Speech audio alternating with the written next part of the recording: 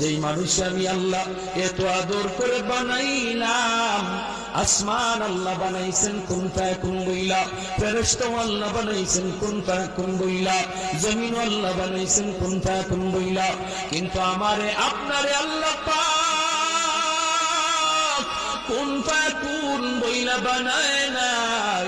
আমাকে আপনাকে যখন আল্লাহ বানাইছে, খালাকতু বিয়াদাইয়া, আল্লাহ বলে আমি আমার নিজের হাত দিয়া বান্দা বান্দিরে বানাইছি।